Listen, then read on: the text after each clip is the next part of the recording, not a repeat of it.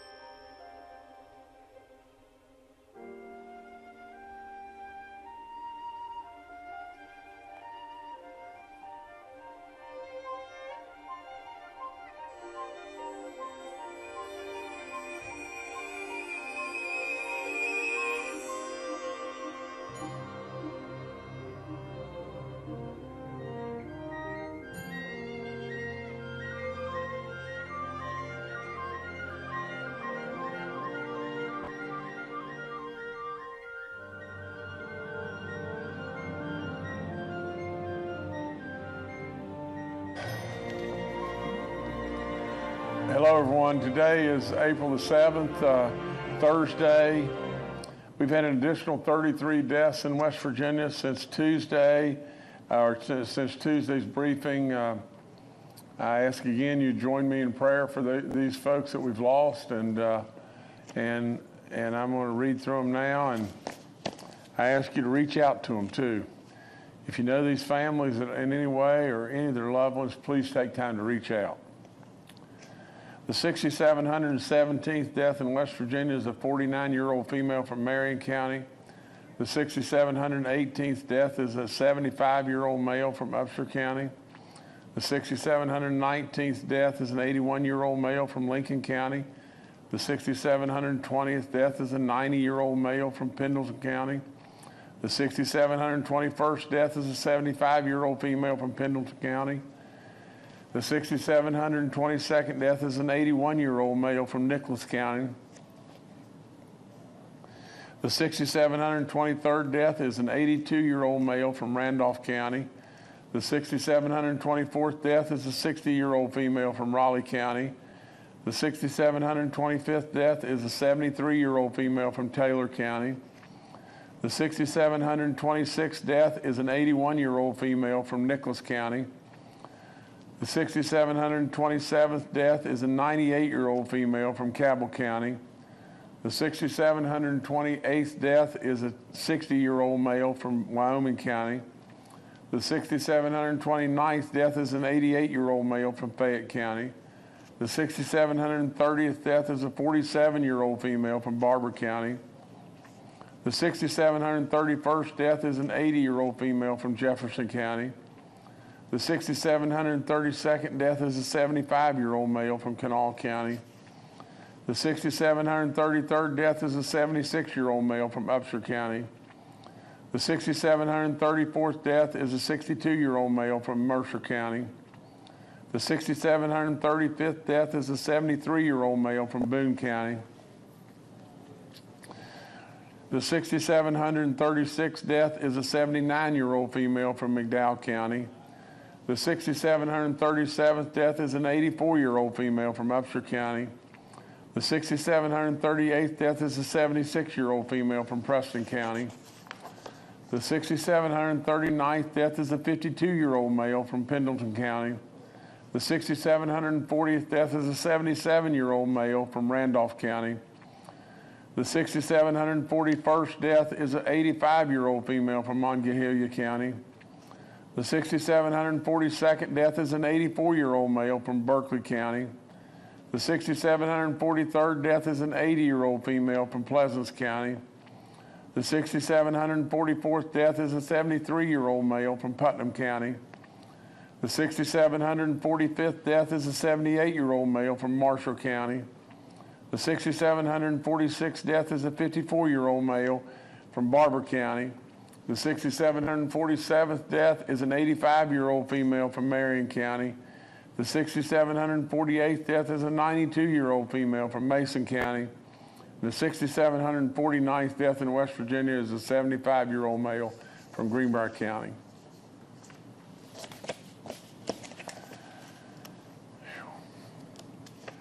6,749 deaths in West Virginia. It's unbelievable.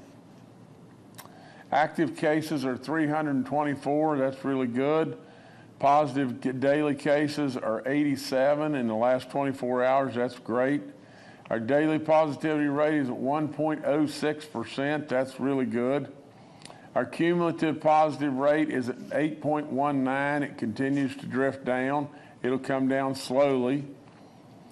Our recovered cases are 491,249, and there's 125 patients that are hospitalized with COVID, 35 in the ICU units, and 20 that are on ventilators. Every county in the state remains green. I encourage you over and over and over about getting your booster shots. It is absolutely essential that you get that done. Now the fourth shot is available for 50 and older. And absolutely, I encourage you in every way to get that fourth booster shot, and really a second booster shot after you've been fully vaccinated. And it's just absolutely just smart money. That's all there is to it. In my opinion, it is absolutely unwise in every way, if you're 50 and older, to not be getting that second booster shot.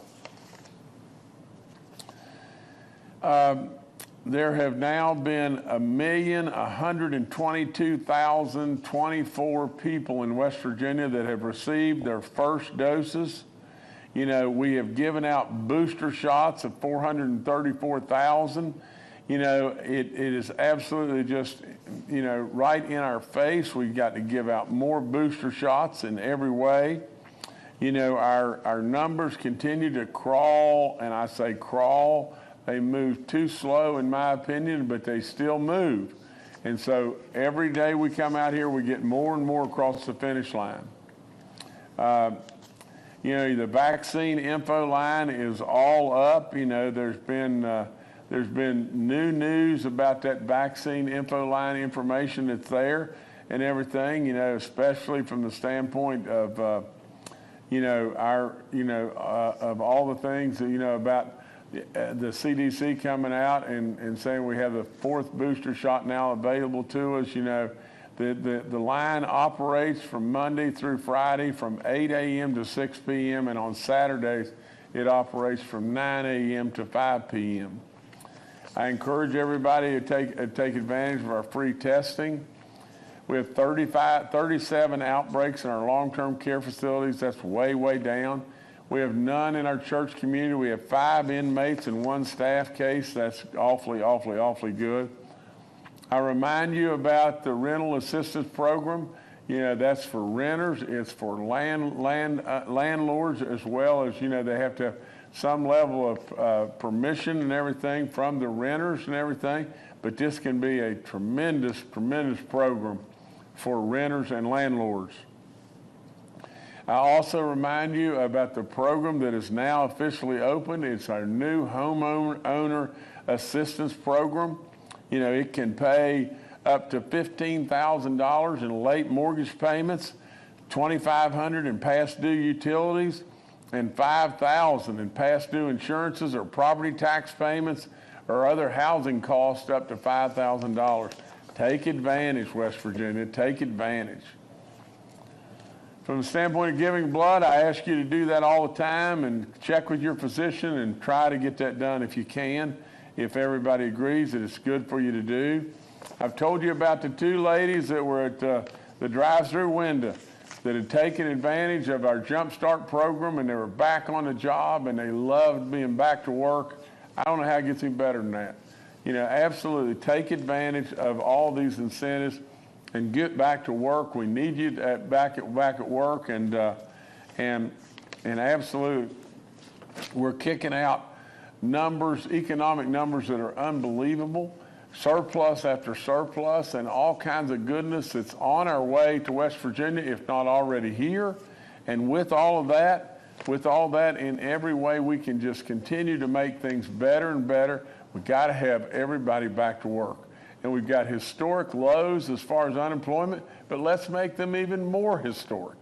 Absolutely. So congratulations to those 2 ladies and many, many others that are taking advantage of a program that we copied out of Oklahoma.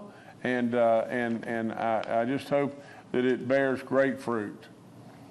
You know, from the new vaccine calculator WVU's come up with, and Dr. Marsh and everything, it will guide you as to when you need your next booster or your next shot, and take advantage of that as well. Like I've said a whole bunch about the second booster shot, and you know, it's now available to 50 and older. You know, a lifelong friend of mine, an incredible, you know, sportsman and everything, you know, just sent me a text yesterday and said, I just got my second booster and everything, and he, you know, he's been a great doctor in this state for a long, long, long time, still is, but so many people are taking advantage. I have absolutely done so. So please, please take advantage of those booster shots. You know, there will be an Easter celebration down here on Saturday. The times will be from 10 a.m. until 12. Lots and lots and lots of prizes given away, and it'll be headed up with our First Lady. Kathy will be here, and who knows, I may even show up with baby doll. And so nevertheless, we hope a whole bunch of kids and everybody will come and enjoy themselves on a celebration of Easter that's coming on Easter Sunday, and an incredible, incredible holiday that we have. Probably either that or Christmas, in my opinion, the most important of all. So let's make sure those kids have a lot of fun on Saturday, and we celebrate an incredible, incredible, incredible holiday on Sunday. I just appointed a new Supreme Court justice and everything in Haley Bunn. And really, it couldn't have made me more proud and everything. You know, I've known the Bunn family a long time. I absolutely know of all Haley's incredible work as an assistant prosecutor. She's from the standpoint of being a former, federal prosecutor. I absolutely know of all the great work that she's done in combating the opioid, terrible situation. I know of all the great work that she's done in, as far as standing strong as a strong conservative for the business community. This lady will bring experience. She has so much trial experience, it's unbelievable. And this lady will bring goodness to our state like we can't imagine. Just think about it. Just think about it. Haley, if you had the opportunity to sit and talk with her, Haley's one of us. That's all there is to it. No question. Grew up, in Wyoming County, parents, grandparents, and the whole family in the coal business in every way, deep miners. And absolutely, without any question, you talk about a young lady that is stern, conservative, and grounded. I could not have possibly picked anybody better. So we're really, really proud to have her on the court, and I know she'll do greatness, and she'll carry our values in West Virginia, conservative values that have reason and logic behind them, and absolute strong principles. So, Haley, I congratulate you, and I know you'll be an incredible, incredible justice. So thank you so much. Yesterday we were in Morgantown, and we announced, our spring season that is now beginning on paving all across the state. I want to read to you just 2 or 3 different things, that we talked about yesterday. Let me get this exactly right and everything. But there's no question that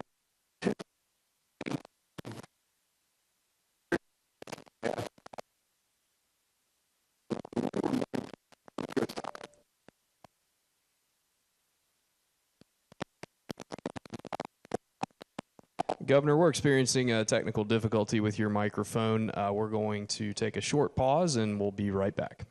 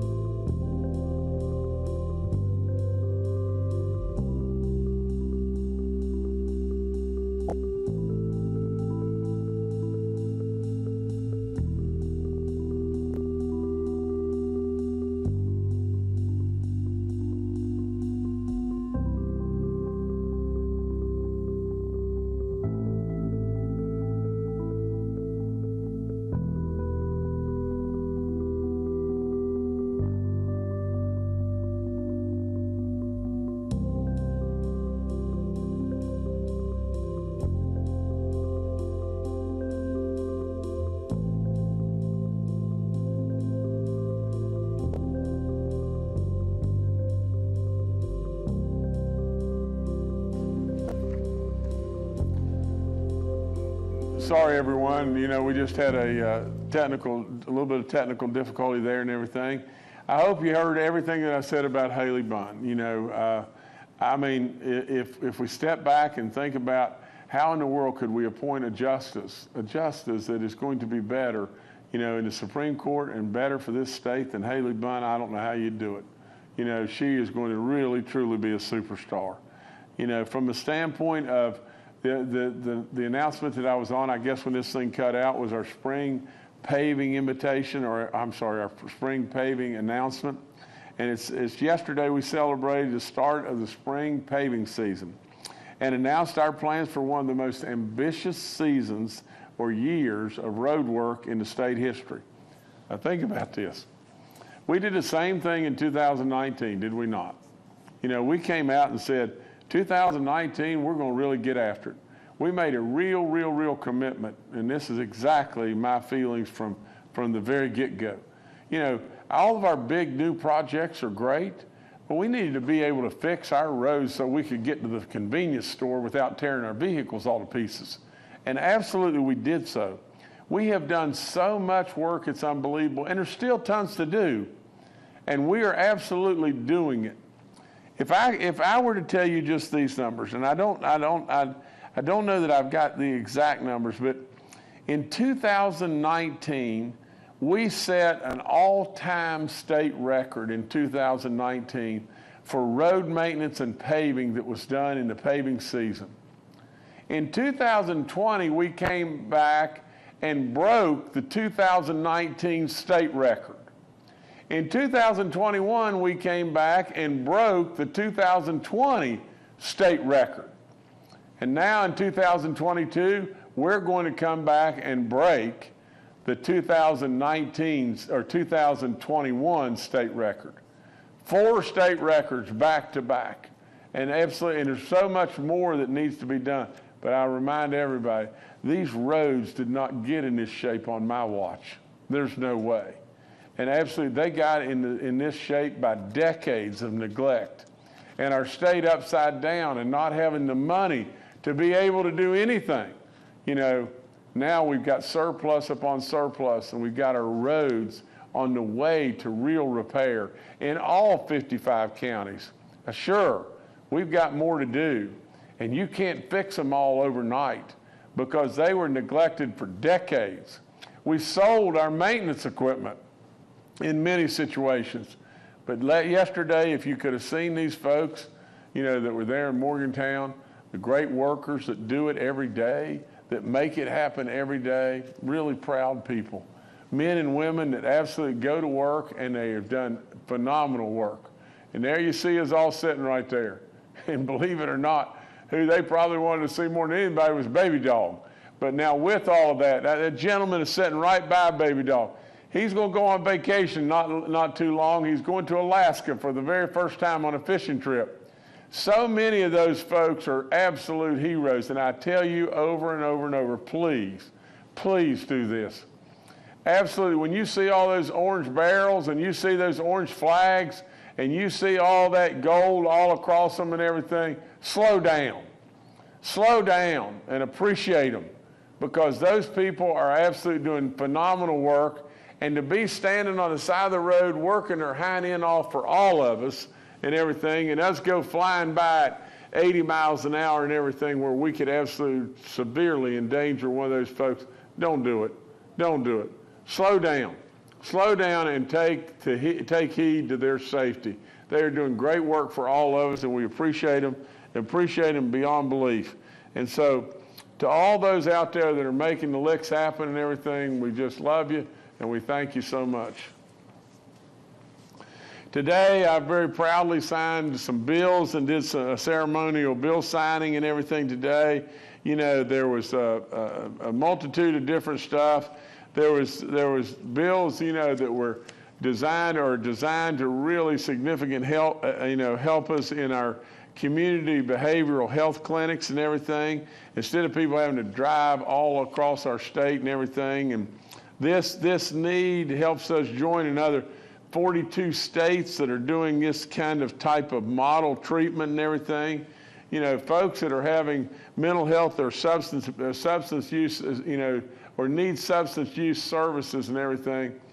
If we don't really get right on it and are not able to really help those folks and help them immediately, bad things happen. Bad things happen to those folks, bad things happen, and you You know, you hear about it on nightly news all the time.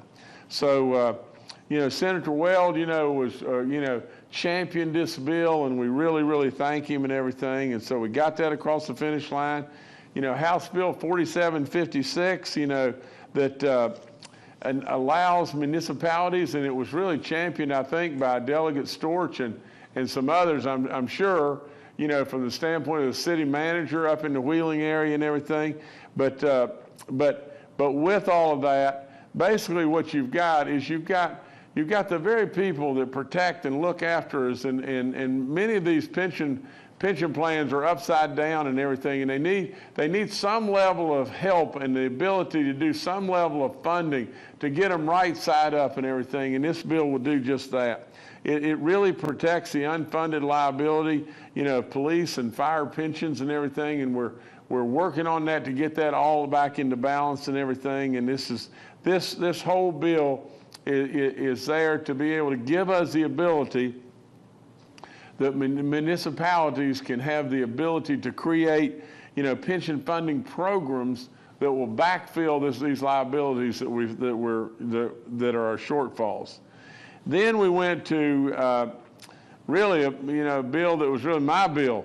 You know, it's Senate Bill 536, and it basically pertains to this terrible drug scourge that we have going on, where people, you know, are bringing fentanyl primarily across our borders and invading West Virginia, and we know what's happening at our southern border, you know, that all these people that are coming across, maybe even funded by the Chinese, and so many different situations that are happening that are not good, and you think, there's no way these people can get to West Virginia. Are you kidding yourselves? Are you totally kidding yourselves? And from the standpoint of what they're carrying with them, from the standpoint of the potency of this fentanyl and just how deadly a killer it can be to our youngest, maybe a lot of our youngest that just didn't know any better. We do not want this situation here. So we stiffen penalties beyond belief, and we're going to make it to West Virginia. You come into West Virginia, and you come into West Virginia with this bad stuff, you're going to be in real trouble if we can catch you. And we're going to be after you nonstop. And the other thing we did is Senate Bill 466 to just stop all this frivolous lawsuits, you know, from inmates just filing one lawsuit after another, after another, after another.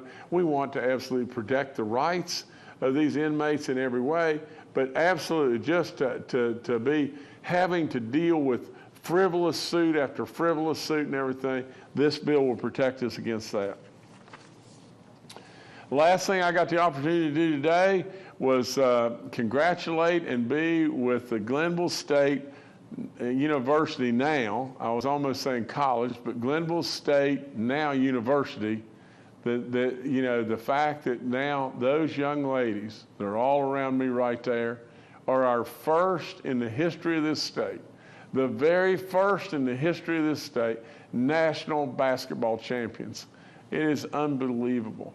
And those kids were so good. Those young ladies are on their way. You can tell they're champions. You can just see it in their face and absolutely know how hard they've worked and everything. You know, we congratulate them all. We congratulate Coach Stevens. We congratulate, President Manchin, our good friends that were there, the Morrises, from right up in the Glenville area. They, what incredible work they've done for that school. I mean, that school is really on the move. They're going to be pumping out nurses before long and doing all kinds of great stuff for us. So congratulations to those young ladies, and what a beautiful, beautiful family that is right there, and we're really, really proud of them. They've made us all in West Virginia really proud. 35-1, an accomplishment beyond belief, scoring record after scoring record. I'm telling you, they got it up and down the floor fast, and they played tough defense and everything. They beat team after team after team, schools multiple times bigger than them and everything, and we congratulate them and just think, how proud we are to have them. So it's good stuff, great stuff. So that's all I got right now. Thank y'all. All right, thank you, Governor. We apologize again for the audio issue. Dr. Ayn Amjad, our state health officer, is also joining us today and is available for questions. We'll now go to questions from members of the media. The first today from Charles Young with WV News. Hi, this is Charles Young with WV News. I was just wondering if we could get any update on our BA.2 cases. I know that, we identified the initial 12 cases, and we said we didn't know anything more about those folks and their vaccination status. I was just wondering for an update on those folks, anything you could tell us about their conditions. Thank you. Dr. Amjad, it's got to be you. Yes, Governor Charles. I did check with our team this morning about that, and so up to right now we have 13 cases of BA2 in the state of West Virginia that we have. We unfortunately don't have some of the other information that you're asking about. If they've had their booster shots, if they're in the hospital. That information doesn't come to us readily available. But we are just at 13 cases as of now. Thanks. All right, thanks, Charles. Next to Evan Bevins with Ogden Newspapers. Thank you. I was wondering, of course, we're all glad to see the active case numbers down. Is there any concern that that with the numbers down, we might not be getting an accurate count in terms of more people testing at home or things like that? I guess, how well do you feel the numbers we're seeing are reflecting the actual status of COVID in the state? Dr. Amjad, you're going to be busy today, so that's you too. Okay. Yes, Evan, you're absolutely right. We are concerned that the number that we see of active cases are not reflective of what we have actually going on in the state right now because of people doing home tests and basically doing home tests or just not getting tested as frequently. The only good sign for that is that our hospital numbers have gone down. So that does give us a little bit of input on there as far as cases go. But it is a concern, especially if people are doing home tests, if they're not getting tested as frequently. Our testing numbers have almost halved in the last month or so. But at least for now, things are looking pretty good with our hospitalization numbers being lower. So that is a good sign. All right, thanks, Evan. Governor, I will turn it back to you. Well, it came back quick, but I just wanted to show you just this. The Glenville State University Pioneers gave me this today. It's got Glenville State College, but now Glenville State University, and so I couldn't congratulate those kids anymore. I appreciate those coming in for the bill signings and everything. Really good stuff there. Lots and lots of great stuff that's going on in West Virginia right now. But I would tell everyone, please remember, we lost 6,749 folks. I think we lost 33 since last Tuesday that we announced today. Those families are out there and they're hurting. And try in every way. If you don't know them, just say a quick little prayer for them. Some way, somehow, they'll know it. They'll know it, and it'll touch their heart. But again, lots of good stuff going on, lots of exciting stuff. Yesterday, I loved being with all the people from the highway department and everything. And Jimmy Riston, what a job. What a job these people are doing. My secretaries, I'm so proud of them, and congratulations to our new Supreme Court judge, Haley Bunn. So Haley and all of us and everything, we just wish everybody the best, and we thank you so much, and God bless each and every one of you. Thank y'all.